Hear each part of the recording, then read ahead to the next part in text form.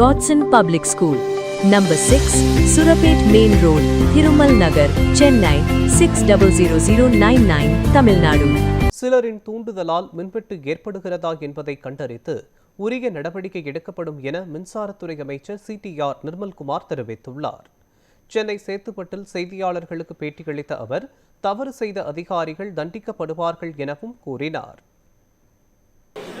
கடந்த 2 நாட்களாக பல்வேறு கட்ட நடவடிக்கைகள் எடுக்கப்படுது. ஒரு சில மணி நேரங்களுக்கு முன்னால என்னென்ன காரணங்களால அந்த மாதிரி மின்சார தடைகள் ஏற்படுது, மின் தடைகள் ஏற்படுதுன்னு சொல்லிட்டு நம்மளுடைய மின்சார வாரியம் சார்பாக ஒரு நோட்டு கொடுக்கப்பட்டது. ஸோ அதெல்லாம் தான் காரணங்கள். அதாவது ஒரு சில இடத்துல லோடு கம்மியாக இருக்கிறதுனால அந்த ஃபியூஸ் ஆஃப் ஆகுது, ஒரு சில இடத்துல லோடு அதிகமாக இருக்கலாம், ட்ரிப்பிங் ஆகுது. ஸோ இதற்கான நிறைய இடத்துல திடீர்னு வர்ற ரீசன்னால நேற்று முதல் பெரும்பாலான இடங்கள்ல வந்து சென்னையில் மட்டும் ஒரு 7 ரேபிட் டீம் ஒன்று போட்டாச்சு, இன்ஜினியர் டீம். ஸோ அவங்க வாகனங்களோட இன்ஜினியர்ஸ் எல்லாம் இருப்பாங்க. எங்கே இந்த மாதிரி பழுதுகள் வருதோ உடனே போய் அவங்கள போய் அட்டென்ட் பண்ணுறதுக்கான வேலைகள் இருந்துச்சு. எல்லாம் லெகசி டிரான்ஸ்ஃபார்மர்ஸ், அதில் பிரச்சனை நிறைய இருக்குது. கேபிள்களில் நிறைய ஃபால்ட் வருது. நிறைய இடத்துல குழி தோன்றனால கேபிள்கள் கட் செய்யப்படுது. ஸோ இதெல்லாம் இது பண்ணுது.